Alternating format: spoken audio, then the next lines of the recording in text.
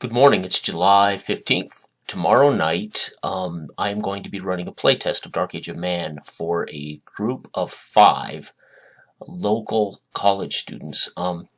So one of these kids well, he's 20 years old. He is a client, and I know one of his friends. His friends come a couple of times to the studio and joined him in workouts. Anyway, I asked them if they and any of their friends might be interested in a playtest of Dark Age of Man, a role-playing game that I'm writing. They have a little experience. 2 of them have had a little experience playing Dungeons and Dragons at some point. I think they kind of thought that's what we were going to be doing. Anyway, I met them at the local public library, which is also part of the CMU college campus here in our hometown. So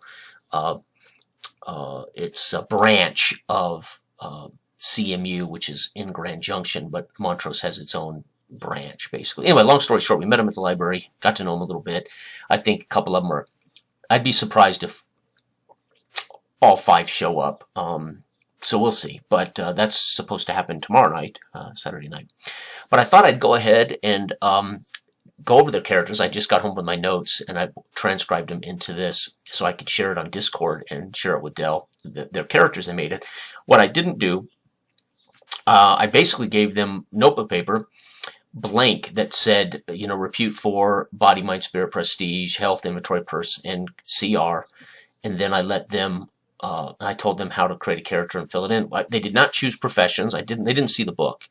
They did see my wife's hand-drawn map of the world. I explained to them that this is the quickest way for them to get what this is I said, if you've seen the show The Last Kingdom, this is very much The Last Kingdom-esque. It's Dark Ages. England, Ireland, the threat of Vikings is always on the, and I explained to them that there is a class-based system. Prestige is tied to that. And then, of course, I said, go ahead and put your 4 points. I wanted them to make repute 4 characters, which is 1 point better than starting characters. So they were allowed then to put all 4 points in any one attribute if they wanted to. So they could conceivably max, and one of them did. One of them maxed out his body as a soldier. I explained to them quickly that Dredgewater is where they start. However, Dredgewater may not be where they're from. I explained to them that there's Ireland is Ireland. There are clans, there are sea peoples, and of course there's a queen that these 3 factions battle for the control of Dublin, basically. I explained to them roughly that, they all seem to get it for the most part. I think they've all seen The Last Kingdom or something like it. I explained to them that there's low magic settings, gritty, all humans. 2 of them were very irritated with that. They were hoping to make dwarves and elves and kind of have a traditional D&D experience, but they weren't upset. I shouldn't say that. They had hoped to make, non-human characters. I get it. Once they picked their points, then we did the derived statistics here, and then I discussed with them that they get really 3 main tools or gear items. And what did they think their character would have? And then we assigned a value to those things. So they didn't go through an inventory list or anything. So I just asked Charles with Lorik, based on what he wanted to make. And I asked them, by the way, to identify in basically 1 sentence how they earned their repute. And this is not meant to all 4 points of the repute, but starting level character start at 3. So I said, tell me how you got that 4th repute point, as if this character's already done something recently in their recent history as to why they earned this 4th repute point. And so they all had to give me like a sentence, right? So anyway, let's go ahead and go over these, and then I thought I would walk through making the game for tomorrow night, because remember, we do not play pre-written stuff. We don't play pre-written modules. We make adventure capsules with a random seed chart, and that's what we do. And then their characters and their stories of their characters really help drive the motivations. The player's motivations as the characters drive the game. So we got Lorik. This is Charles's character. Repute 4. He says he's an ex-soldier, now a turned manhunter. So basically, he would hunt down outlaws, his lord's outlaws. So, for instance, he said, he's pretty much going to be from Dredgewater. He was a soldier for Dredgewater, and now he's turned manhunter. He described how his character was hated. What do you call him? Oh, he used the term. It was brilliant. Oh my God. not a wall. What is it when somebody deserters? He said he was an ex-soldier who hated deserters. He couldn't tolerate that there were such men that would desert and that would run away and leave their kingdom, leave their lord's lands, which makes them outlaws, by the way. So if you're a peasant and you wander off without permission from your lord's lands, because you're basically a vassal, a servant, you're ultimately an outlaw. You're not really free to roam around. So anyway, he's an ex-soldier of Washburn's who now hunts down these outlaws. So that's kind of cool. He calls him a manhunter, so that's neat. So he put, being an ex-soldier, he put 3 of his points in body, because I explained to him body was basically your health and your combat ability, and then of course 1 in prestige. He had earned the right to basically leave and do this for his lord. So he's like Washburn's bounty hunter, which is very clever. Health 8, inventory 7, to see how many items he can carry on his person. Purse of 2, that's just how he can use this to negotiate and barter for goods, items, what do you call it, blacksmiths, and then a CR is his combat rating, which is added to your D12 roll in combat. And of course, he said, I think I would have a horse, and of course I would have an excellent sword, and I think I would have some kind of armor. And I said, why don't you make a purse roll, see if you have an excellent change shirt. So he ended up making his purse roll, and he ends up with an excellent change. So this +1/+1 added to his 3 gives him a 5 combat rating. So you add all of your weaponry or magic things that affect combat to your combat rating. So that's how he gets a 5. And he has a riding horse, which is not named. But that is Charles's character. And then of course we got Carton, Corey's character. Corey, again, repute for, so he made basically a peasant who escaped from the stocks, stole a smithy's tools, and left his lord's land. So the irony is, we have Lorik, who's hunting down outlaws from Washburn's lands. Meanwhile, he's at some point going to be in a party with a peasant kid who's done exactly the same thing to his lord. This kid basically escaped the stocks in somebody else's village, stole the smithy's tools, and ran. And he found himself in Dredgewater. So it's interesting. I don't know how these guys are going to work it out. I didn't really allow them to discuss how they're together, because again, Dredgewater, they could all be strangers bumping into each other in Dredgewater. So we're not really setting them up to be a party, so to speak, but they all will start in Dredgewater, and they all know each other's stories a little bit. I did explain to them, because they're not very experienced, that, for instance, Charles, as Lorik, cannot act on what he knows about Corey. He has to learn about him being an escaped. He has to learn about his story in-game to act on it. So you got to be very careful with metagame. I should say inexperienced players want to use this information immediately. So I did warn them that technically, gentlemen, you won't know anything about each other in character. They all seem to understand that. The biggest thing I find with inexperienced players is metagaming. They meta every effing thing, right? And if there's one thing I absolutely hate in role-playing is meta. Guys trying to give each other hints. It's just, I can't tolerate it. So we'll see how this goes. Anyway, body 1, mind 1, no spirit, no prestige, as he wanted to be basically an escaped peasant from another land. And luck 2, he figures he would have pretty good luck to have escaped, stolen tools, and so he's a thief, right? That's the gist of it. That makes his combat rating. He has an excellent hunting bow, excellent leathers, and then he's stolen smithy's tools. So we actually have professional tools in our items list, and he just wanted those smithy's tools. So I'm assuming he has some aspiration to become a smith somewhere, maybe. Poor quality on those tools. They'll give him a -1 to all smithy checks if he tries to mend weapons or become a blacksmith's apprentice, etc. So pretty cool. But this is Carton. Then we get to Barrett. This is Ken's character. Barrett, he's a Sea People's Guide. So he basically says, I'm an Englander who's basically helping the Vikings. He's a turncoat, I guess. The best way to put it is he is a peasant. He was a peasant Englander who turned on his own people, helping the Vikings. So he's kind of, in a way, an Englishman turned Vikings informant. So again, he said I would be smart and I would have good spirit. Kind of like, he had mentioned like Story to Ubba, except he wouldn't have been a Viking. So Story, I'm trying to remember season 1, I think. Season 1 and 2, Story was Ubba, the big Vikings guide. He was his spirit guide, and he's like his wizard, I guess. Anyway, he said kind of like story. So Ken clearly watched Last Kingdom. So he's got Mind 2, Spirit 2, no prestige because he's basically a peasant. This is one of the reasons he's turned. He saw that there was some chance to be successful among the Sea Peoples as opposed to the England class-based system, so, or whatever he was doing. So again, technically he would be an outlaw as well. Not only an outlaw, but a traitor to England. No prestige, no luck, health 5, inventory 4, purse 1, and his combat rating, he has an excellent walking stick, which he uses as a staff that he can fight with.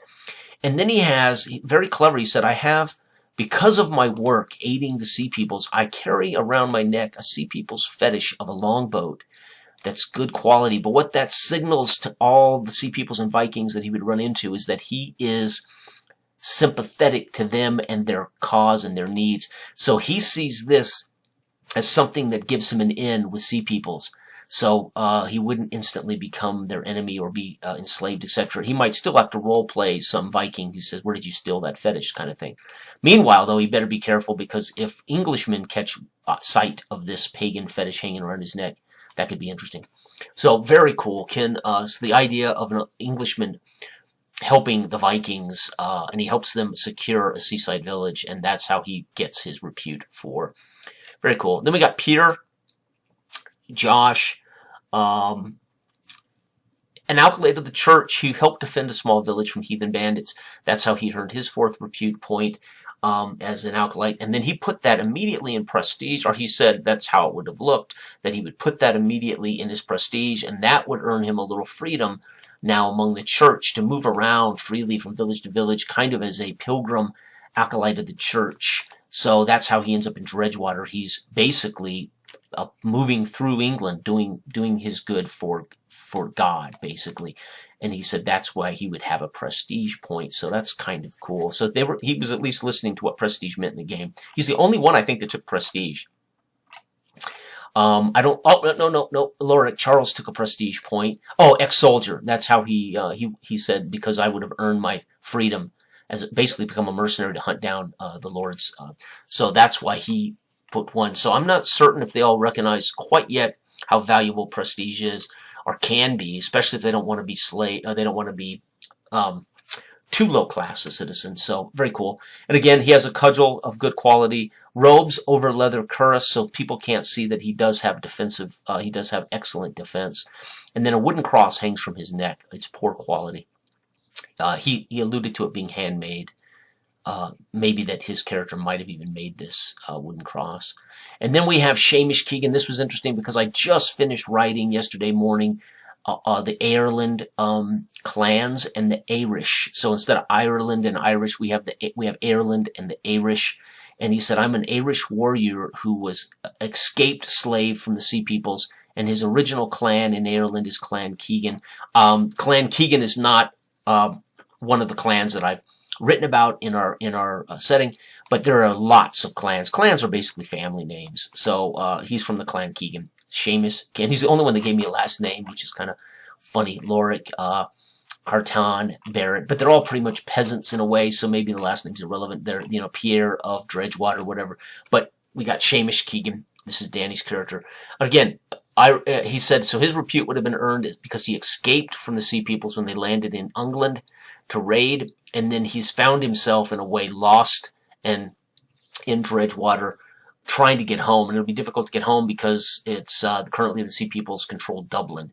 So going home, very difficult for Keegan, but that's kind of he said his character's want would be to get home to Ireland. And of course, because he sees this guy as a straight up warrior who was captured, and maybe he was so strong, so fit that they kept him as a slave.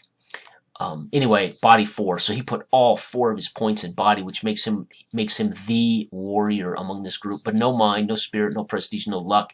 Remember, these are modifiers for checks. It doesn't mean they're stupid. It doesn't mean they're necessarily completely incompetent. They just won't get a modifier. A negative would mean there's some problem. Like if you chose a spirit of -1, your character might be absolutely doesn't believe in anything but fate, or he might even be a sociopath or psychopath. Prestige of -1 would definitely be somebody who is been dishonored publicly and despised as maybe a criminal, like a peasant who's now been dishonored, and his reputation of his, whatever. But the point is, a negative would be an actual negative thing. A mind of -1 might mean you are a bit low IQ or something, right? And then -1 luck, well, I don't know. I guess that would be born under a bad moon, right? I'm not certain how you would. I don't know how you would narrate a -1 luck, or how you would conceptualize that. I've never thought about it, but that would be cool to see somebody pull it off. Anyway, that gives him a higher health. It gives him a higher ability to carry things, and then of course it gives him the best combat rating of the group. He has an excellent axe, an excellent shield, and excellent leathers. Again, we discussed. I did not let them choose their equipment. We discussed, what do you think he would have? And he says, if I escaped from the slave peoples, I might have killed somebody and stolen items as I escaped the camp. It is a repute score. And I said, okay, and we discussed, what would you think you're going to carry? Well, it would be all weaponry, basically. And I said, okay, you think what quality? We just discussed it. And I said, sure, I'll let you have excellent in all three of these. This is +1, +1, +1. So it gives him +3, added a body +4. And there are our characters. Again, we're going to be playing this tomorrow night, Saturday night, July 16th. So we'll see how this goes. Okay, now using our rules for how you would create an adventure night, right, or an adventure to start your campaigns, or just for a one-off, whatever this will be, a one-off. So I'll go ahead and do this one-off. If we continue to play test, we'll see. I actually have a bad feeling some of these guys aren't going to show up for a number of reasons. One, they're college students. Two, it's Saturday night. Three, two of them, I think, wanted to play a D&D-like game. So I did tell them we were going to be playtesting. I actually told Charles and his buddy we were going to be playtesting a game I'm writing. So Charles and Corey, Charles is my client, and Corey's his buddy, and then these three were at the meeting yesterday. Okay, I don't know what I'm going to call it because I have no plan. So what we do in our game is we set the setup. So they're going to be in Dredgewater, which is where we invite all games to start initially, until you get a feel for it, until you start to flesh out your world. Then other characters could say they're from Harrowland, or they're from Braid Town or something, whatever, right? As they play, they'll learn of other places on the map that they can then say their characters come from, etc. We do have an Irishman, for instance, and then we do have Carton here who escaped from somebody else's land. So all it has to be is a neighbor. He escaped and ran away to a neighbor's land. So he could be coming from Von Mort's lands. Von Mort is the most dangerous southern neighbor to Lord Washburn. So maybe he escaped from Von Mort and finds himself stumbling through Dredgewater when our session starts. So they're in Dredgewater. So locale to start, Dredgewater. Right. Then we have what's called the inciting incident. Right. So again, there is some prep, but the prep, again, shouldn't take long at all. Inciting incident, again, forgive my spelling. An inciting incident should be what starts off the actual session. Okay, so I've got to think, what's happening right now in their immediate vicinity that would be the inciting incident that would come up on the party, or that they would encounter in the first few minutes of the session. Inciting incident, I'm going to say, we're going to call it, the inciting incident is going to be, let's see here, it's going to be failed Sea People's raid. Washburn is currently executing survivors. Okay, so right now, when they enter Dredgewater, it's going to be the Sea Peoples had showed up in Dredgewater, failed miserably to take the town there on the River Dredge. What's the remnants that are left? He might even have, it might have prisoner. I might have important prison. So he might have kept the head of this raid, but he's executing any of the surviving Vikings, right?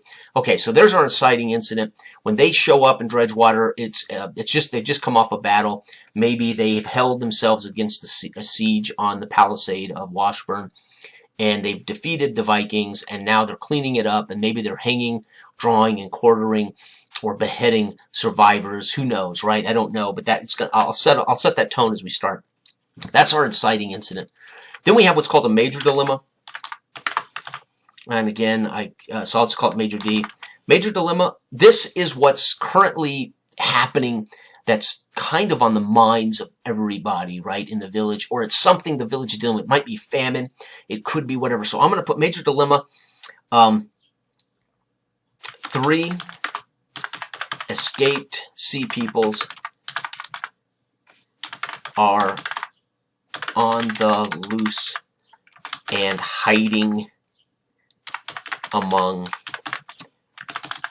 Dredgewater and local area, right? So they know there's 3 Vikings on the loose and hiding about, and so all citizens are wary and looking for them. Okay, so that sets the tone of everybody they might run into, and that everybody's kind of on edge, right? The minor dilemma is something that generally complicates, or could just be something else going on, but the minor dilemma usually can complicate.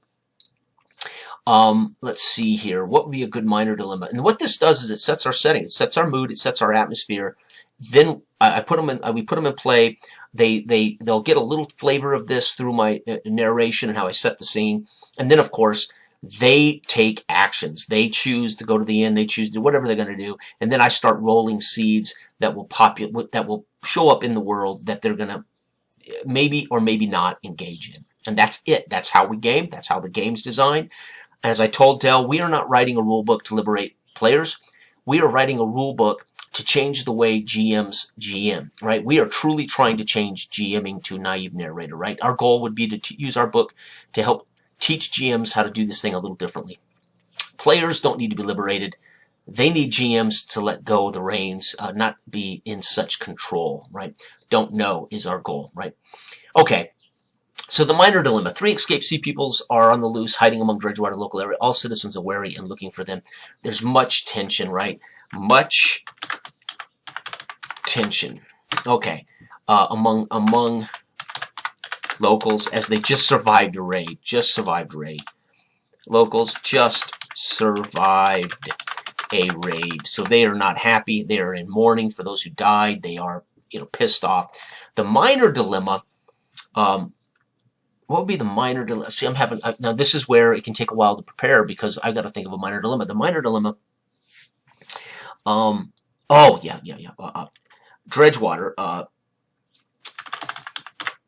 Dredgetown, which is Dredgewater's manse, which is surrounded by the palisade walls. That's where all the locals would have ran to escape and hide behind those walls when the raid hit. Dredgetown's palisade and many locals. Dredgetown's palisade walls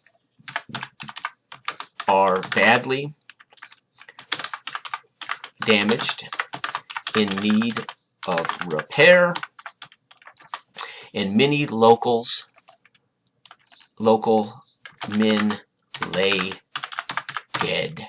So they're going to have an issue. They've got to repair these palisade walls in case there are more Vikings on the way, or in case Lord Von Mont chooses to now try to take Dredgewater. So they're susceptible. They don't have much protection right now, and unfortunately, many of their local men lay dead. These would be farmers, fishermen, ultimately the locals, right? Local people. So here we have it. That's it, right? So we have our inciting incident. This is what's happened. This is what's set in the scene. We have a major dilemma, and then of course we have our minor dilemma. Okay, and then we make a random seed chart. 3d6, and remember how we do this. 3, 4, 5, 6, 7, 8, 9, 10, 11, 12, 13, 14, 15, 16, 17, 18. All right, so how does our seed generator work? 3 dice 6 is rolled. The most dangerous, potentially world-changing things would occur on 3s and 18s. 3, second Viking army arrives. This would put them in big trouble. As I've just explained, their minor dilemma, the palisade walls are damaged and many are dead. a second Viking army arrives on the river at Dredgewater. This could change the fate of Dredgewater, the lord, etc. 18. Let's see. This would be Von Mont. Von Mont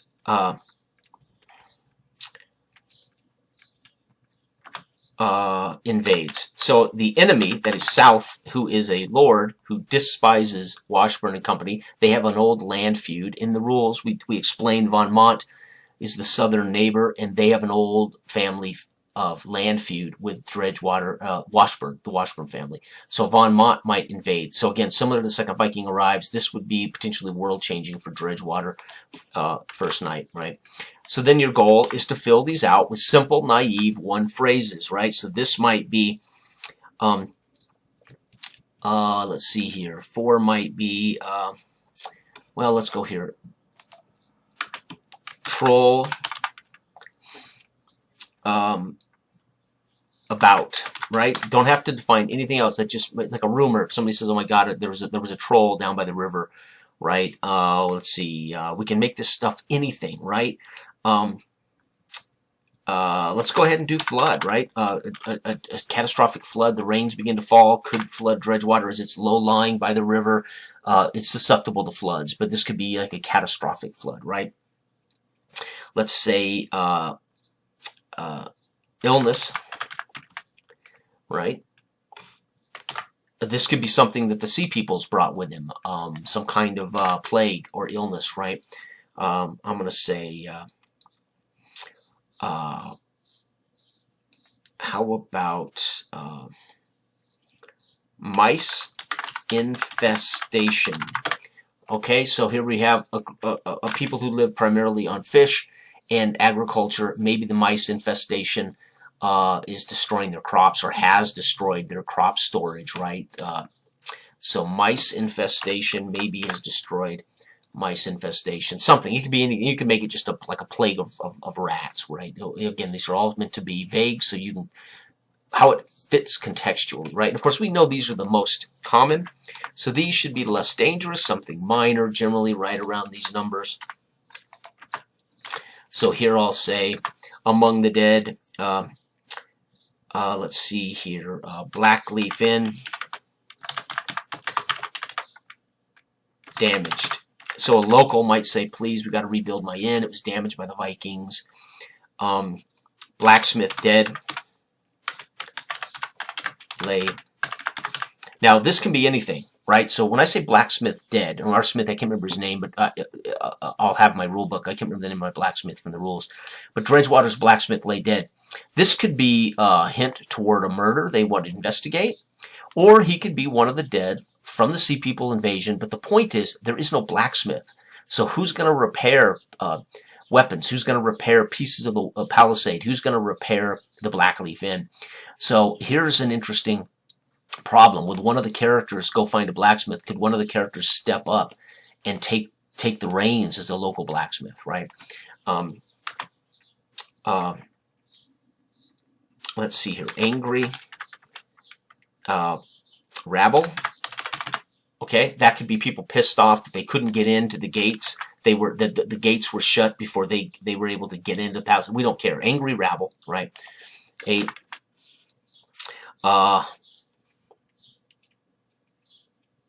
Okay, there were 3 escaped Vikings. We allude to these escaped Vikings.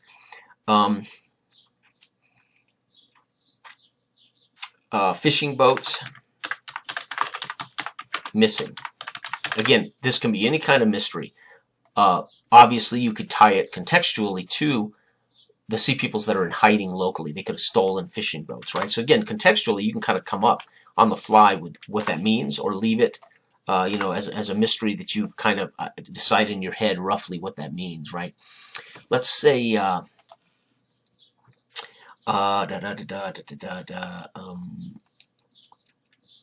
shoot. See, this is the hardest part. So, but again, this is all my prep. It'll take me 15 or 20 minutes to do this, and I will have my seeds. Let's do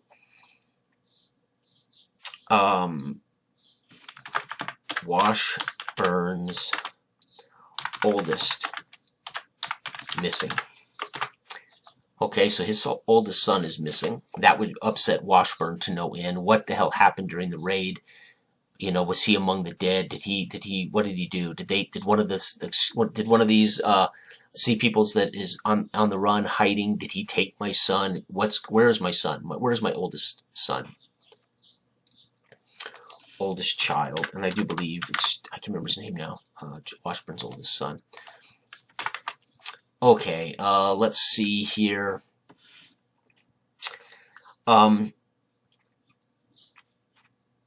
King, let's go to King calls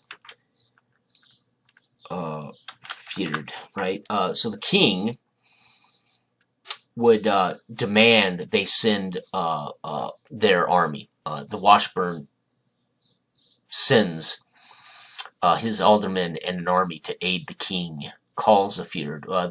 Feared's probably not the best word. Calls yeah, I can't think of that. Calls on Washburn's army. And obviously Washburn has been decimated, as we talked about up here. Many lay dead. So on top of that, the king wants Washburn to field an army, meet him in the field, so to speak, to aid him, maybe against sea peoples or something. Again, who knows, right? Could be something else.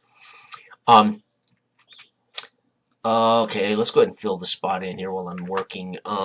Again, not really dangerous, but not fishing boats missing, blackleaf and damage, blacksmith lay dead, angry rabble. Let's say here. Oh shoot, this is tough. This is tough. Trying to come up with simple.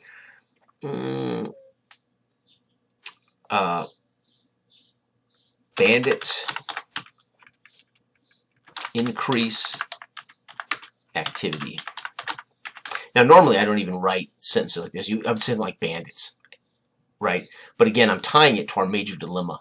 I mean, excuse me, to our inciting incident. Because of this, they've just survived a raid. The bandits now may be taking advantage, right? Increased activity in the region. 7, this might be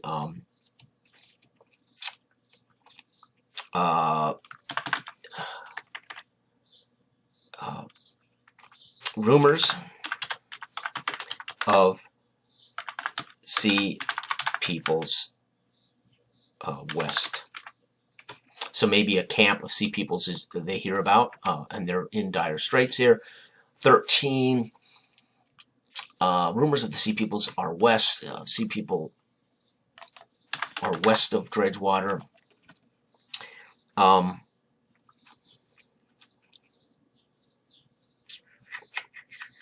Let's see, poachers. That's normally what you would do, something like poachers.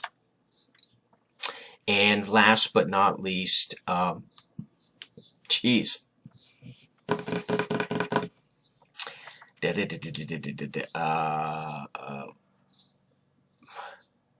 Curse upon Washburn.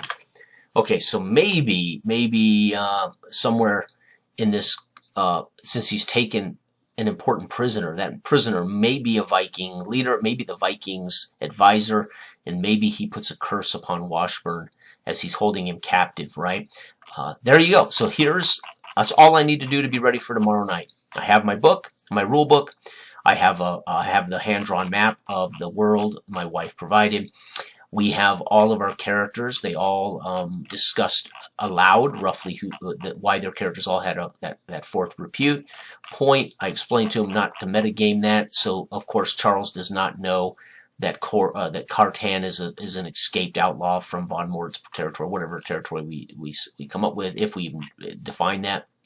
He could be lots and lots of miles away, maybe London, down closer to London. He escaped and made it this far to the northwest. So there we have it. And then again, it's very simple. How do we make an adventure in our game? Where are we at? We're in Dredgewater, the inciting incident, a failed sea people's raid, and they're currently trying to clean up. The major dilemma is 3 of the sea peoples they know for a fact are on the loose and hiding in Dredgewater local area. The citizens are looking for them, and there's much tension as they've just survived this raid. Minor dilemma, the Dredgetown Palisade walls are badly damaged, need repair, and many local men lay dead. This puts them at a severe disadvantage if there's any raids or any other issues. And then, of course, we tie our seeds to being vague and simple choices, but they could all be contextually tied to these issues here. And we are ready. All I got to do now is show up with paper, notes, this information, and a couple of D12s in case they don't have them, and that's it. That's all we need. Well, 3 dice 6 for me. I'll need 3 dice 6 to roll this chart, but that's it. I wanted to share this. We'll see how it goes. I already suspect some of these guys won't show, being Saturday night, and I don't know how close they are friend-wise to Charles and Corey, but we'll see. It may go down. It may not go down. I don't know, but I am looking forward to it. And we'll see. So thank you for listening. Everybody out there, have a great weekend. Good day.